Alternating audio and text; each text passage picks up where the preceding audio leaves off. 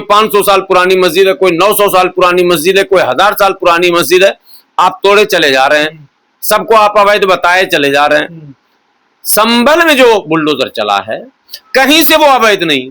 कहा गया कब्रिस्तान की जमाब है, कब्रिस्तान तेरे बाप का क्या। मुसलमानों के अब्दुल के नट को टाइट करने का मैसेज दिया जा रहा। भारत में रेल आए हुए कितना दिन हुआ? 150 साल, और 900 साल पुरानी मस्जिद को आप रेलवे के नाम पे तोड़ रहे हो। कैसे अवैध? अवैध तो रेलवे हो गया, मस्जिद कैसे अवैध हो गया आप बताओ। अब मुसलमान बदनसीब कौम है, ये बस्ती गलत जगह पे जाके, ये जब मकान बनाएगा तो ऐसी जगह पे जाके बनाएगा।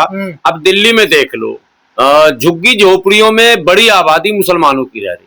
तो मुसलमानों को 70 साल में सेकुलर पार्टियों ने अपीजमेंट करके, तुष्टीकरण करके जो कटोरा थमाया है, क्या वही कटोरा 83% नॉन मुस्लिमों का तुष्टीकरण करके उनके अपीजमेंट के बाद उनके हाथों में भी थमाने का इरादा है क्या सरकार का?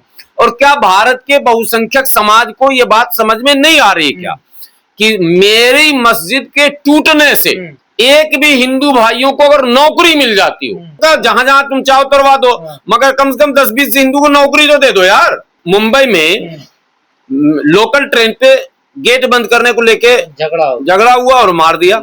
अगर वो मुसलमान होता तो टीवी वाले और बीवी वाले दोनों खड़े हो जाते कि इस्लाम में तो सिखाया ही यही जाता है, मुसलमान तो होता ही ऐसा, यही होता, अभी टीवी पर चलता रहता। और हम जैसे मौलवी मुल्ला को बुला के टीवी वाला, हाँ बताओ इस्लाम में क्या, इस्लाम में क्यों, इस्लाम, अरे इस्लाम इस्लाम रट के दिमाग पागल मत हो जाओ, पागल खाने में सीट भी नहीं है ज्यादा। दाल मंडी में जो बुलडोजर चला है वो एक प्रोजेक्ट को लेकर चला है।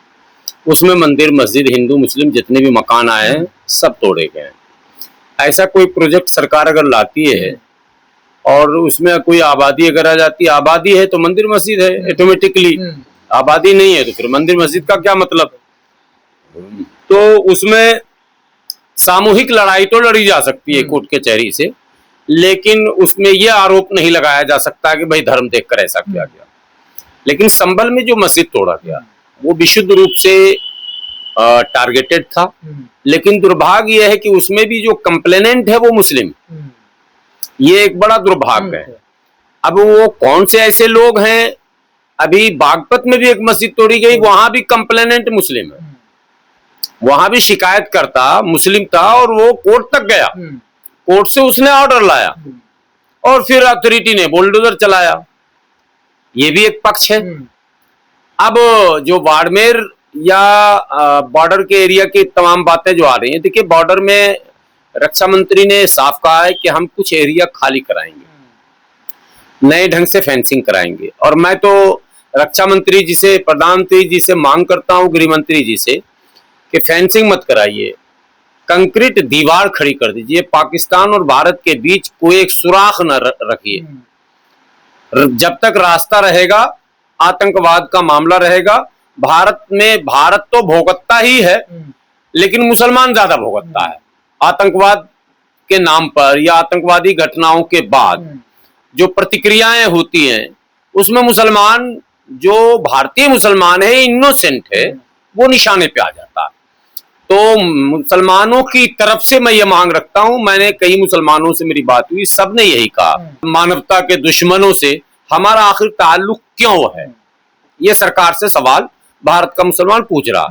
हम उसको हरामी, दोगला, बदमाश, चोर, डकैत, गुंडा, मवाली, आतंकवादी सब कह रहे हैं। या आप ही तो पूछ रहे हैं, सारे मुसलमान नहीं, सारे मुसलमान पूछ रहे हैं कि यार हम तो पाकिस्तान को दुश्मन मान रहे हैं, आप रास्ता क्यों बना रहे हैं? आप रिश्ता और रास्ता दोनों बंद कीजिए, रिश्ता और रास्ता बंद कीजिए।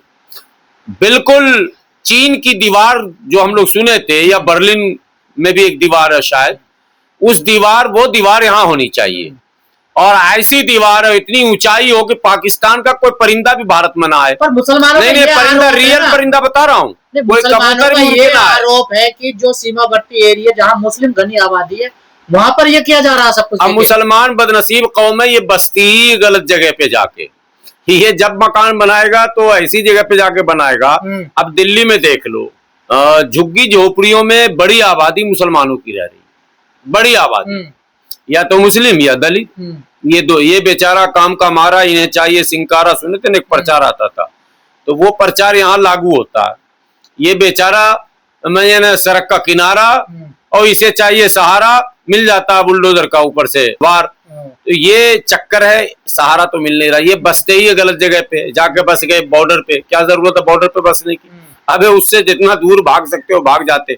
सरकारी योजनाओं के अंतर्गत अगर बुलडोजर चल रहा तो भेदभावपूर्ण नहीं है, लेकिन रियल में कुछ जगहों पर जो निशाने बनाए जा रहे हैं, जिसको मैं भी समझ रहा हूं और हम जैसे तमाम मुसलमान भी कह रहे हैं कि ये पॉलिटिकली एक हिंदू भाइयों को मैसेज दिया जाता है। सेकुलर सरकारों में मुस्लिम तुष्टीकरण आपने खूब सुना, आरोप भी लगाती है भाजपा कि मुस्लिम तुष्टीकरण हुआ था, लेकिन भाजपा की सरकार में हिंदू तुष्टीकरण हो रहा, काम नहीं हो रहा, नौकरी नहीं मिल रही है, पढ़ाई लिखाई का इंतजाम नहीं हो रहा, दवाई का इंतजाम नहीं हो रहा, शिक्षा की व्यवस्था को ऊंचा नहीं किया जा रहा, पेपर लीक हो रहे हैं तो हो रहे हैं कंटिन्यू, मगर मुसलमानों के अब्दुल के नट को टाइट करने का मैसेज दिया जा रहा।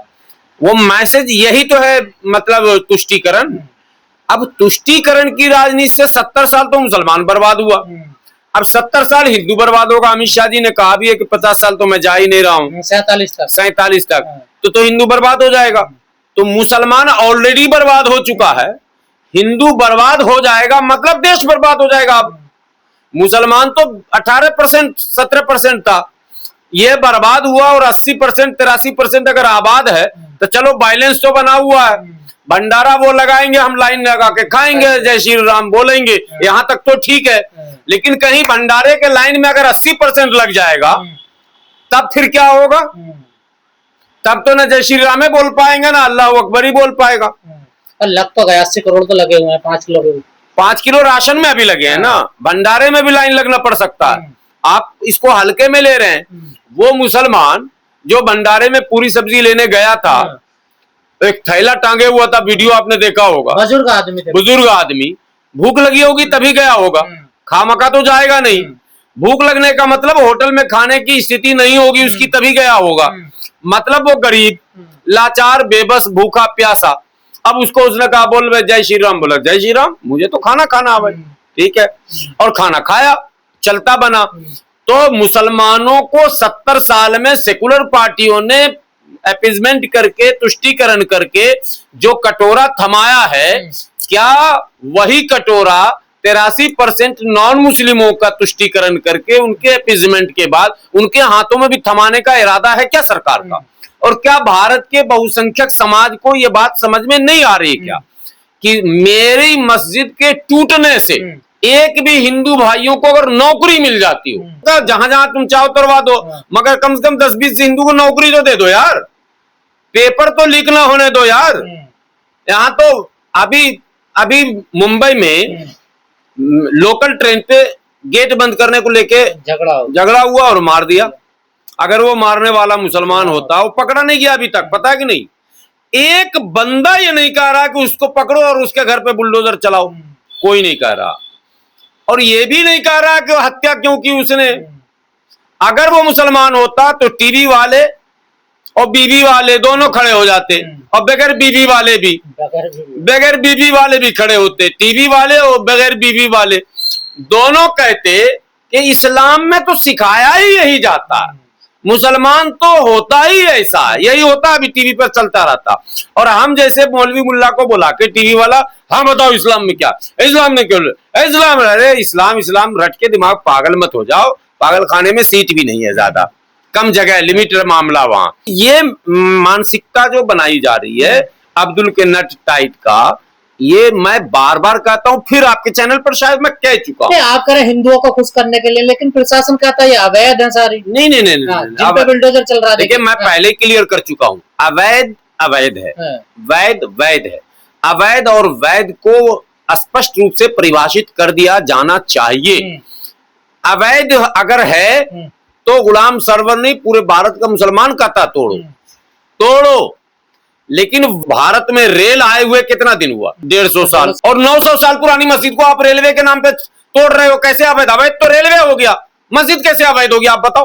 पहले मस्जिद जब है और बाद में रेलवे आया, तो उसी टाइम रेलवे को आंख नहीं था क्या जब पटरी बिछा रहा था कि भाई मस्जिद भी है 200-500 किलोमीटर दूर? काशी की बात कर रहे हैं क्या? काशी हो, लखनऊ हो, जहां भी हो, तमाम मस्जिदों पर जो आप नोटिस चिपकाते चले जा रहे हो रेलवे के नाम पर, तो ये तो तय करो, कोर्ट को ये तो पूछना चाहिए पहले रेलवे या पहले मस्जिद। भाई ये है ना, कोई 500 साल पुरानी मस्जिद है, कोई 900 साल पुरानी मस्जिद है, कोई 1000 साल पुरानी मस्जिद है, आप तोड़े चले जा रहे हैं, सबको आप अवैध बताए चले जा रहे हैं। संभल में जो बुलडोजर चला है कहीं से वो अवैध नहीं, कहा गया कब्रिस्तान की जमीन, कब्रिस्तान तेरे बाप का क्या, वक्त की जमीन बताई जाए। वक्त की जमीन है वो, और जहां भी वक्त की जमीन है कब्रिस्तान है, वहां ईदगाह भी उससे सटा हुआ है, मस्जिद भी सटी हुई है, ये तो हर जगह। यहाँ मस्जिद बनी हुई ना कब्रिस्तान की जमीन पे, यही तो सवाल किया गया ना। नहीं, क्यों सवाल किया गया? कब्रिस्तान की जमीन किसकी? वक्त की। वक्त की जमीन पर मस्जिद बन गई तो आपको क्या आपत्ति है? सरकार को क्या आपत्ति है? गिराने की वजह तो यही बताइए। क्यों गिराएंगे आप? यही तो मैं पूछ रहा हूं। तमाम मस्जिदों के आंगन में कब्रिस्तान है, कब्रें हैं। निजामुद्दीन दरगाह गए हैं, मस्जिद है, दरगाह है कि नहीं? दरगाह है ना। मेहरौली गए हैं, मस्जिद है, दरगाह है। और जितनी मस्जिदें हैं 10% मस्जिद ऐसी है कि मस्जिद में दरगाह है, कब्रिस्तान है उससे सटा हुआ, या कब्रिस्तान में मस्जिद है। मस्जिद के बराबर में कब्रिस्तान है या कब्रिस्तान के बराबर में मस्जिद है। ये कई जगहों पर है। मेरे गांव में आईटीओ पे देख लो, बड़ी वाली उसके बराबर में। मैं कह रहा हूं मेरे गांव में, मैं दुनिया क्यों देखूंगा? इतवारी मियां हमारे यहाँ थे, उन्होंने पैसा कमाया, मस्जिद बना दी। अब जब वो मर गए तो मस्जिद के बराबर की जमीन भी उन्हीं की थी, उसी में उनको दफनाया गया। अब पूरा खानदान उनका उसी में दफन होता है, तो कब्रिस्तान बन गया। तो मस्जिद और कब्रिस्तान बराबर, एक दीवार है सिर्फ। तो ये इसको अवैध, अवैध का मतलब होता है कि अनाधिकृत किसी पर कब्जा कर लेना, या सरकारी जमीन पर बना लेना, ग्राम सभा की जमीन पर बना लेना, तालाब की जमीन पर बना लेना, मैंने चारागाह जो सरकारी होता है उस पर बना लेना, तब ना अवैध है जी। वक्त की जमीन है तो वक्त करने वाला वक्त किया है, वो कब्रिस्तान के लिए भी किया, मस्जिद के लिए भी किया, मजार के लिए, अब ठीक है कागजात दिखाओ ये वो। अवैध मंदिर यहां आरटीआई लगा के निकाले गए हैं। दिल्ली में सैकड़ों मंदिर अवैध हैं, सैकड़ों, मैं कह रहा हूं हजारों। और बोलो हजारों। थाना किसका होता है? थाना की जमीन किसकी होती है?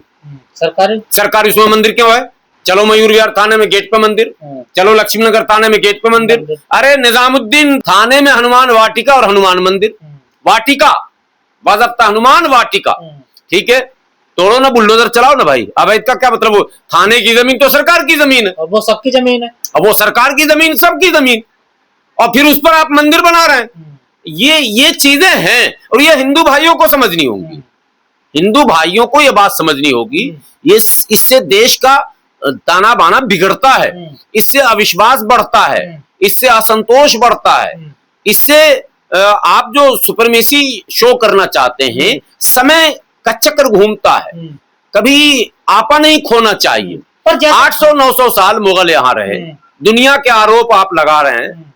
सच्चाई है कि जिस तरह से योगी जी, मोदी जी और अमित शाह जी काम कर रहे हैं, अगर उस तरह से मुगल किए होते तो यहाँ तो कोई नाम लेने वाला ना मिलता, उन एक भी मंदिर ना मिलता, एक भी नाम लेने वाला ना मिलता, मैदान साफ हो जाता। यह आरोप 900 साल, यहाँ तो अभी 9 साल हुए आपके, 12 साल, ठीक है। ये मोदी जी, योगी जी के 9 साल। आपने भी कहा डेवलपमेंट के नाम पे जो किया जा रहा है वो तो ठीक है, तो काशी में तो डेवलपमेंट के नाम पे हो रहा है ना। देखिए मैं क्या कह रहा हूँ, तो वहाँ कभी भी पैमाना दो नहीं होता, और मेरी आदत ये नहीं है।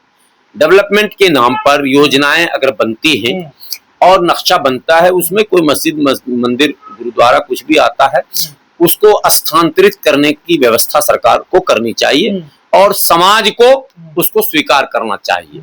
एक हमारे यहाँ और हठ धर्मी है कि मस्जिद जहां बन गई तो बन गई, क़यामत तक मस्जिद ही रहेगी। ये कहीं से भी नहीं है, ठीक है। मस्जिदें शिफ्ट हो सकती हैं, बदली जा सकती हैं परिस्थितियों के अनुसार। अरे बहुत कुछ दुनिया में शिफ्ट हुआ है, हुकूमतें शिफ्ट हुई है, मस्जिदें शिफ्ट हुई है, मैंने सोच शिफ्ट हो जाता है। अभी आप कुछ सोच रहे हैं और फिर कुछ और सोचने लग जाएंगे, ठीक है। तो ये सारी चीजें हैं, इसलिए मैं उस पक्ष पर अपनी राय पर हमेशा कायम ही हूं कि अगर सरकार की योजनाओं के अंतर्गत कोई आता है, उस पर अगर बुलडोजर चल जाता है, नो ऑब्जेक्शन। लेकिन जो अपीजमेंट के लिए और अब्दुल के नट को टाइट करने के नाम पे किया जा रहा, हिंदू भाइयों से मैं कहता हूं, नट और बोल्ट आपने सुना होगा, इतना बड़ा होता है एक बोल्ट, 85%, 83%, ठीक है। और 15-16% का होता है उसमें नट, ठीक है। और बोल्ट में ना यहाँ तक रहता है टाइट करने की जगह, जहां तक टाइट होगा वो ज्यादा टाइट कीजिएगा वो बस ट्रक में आप देखते होंगे कर कर बोलेगा, उतना तक रुक जाना।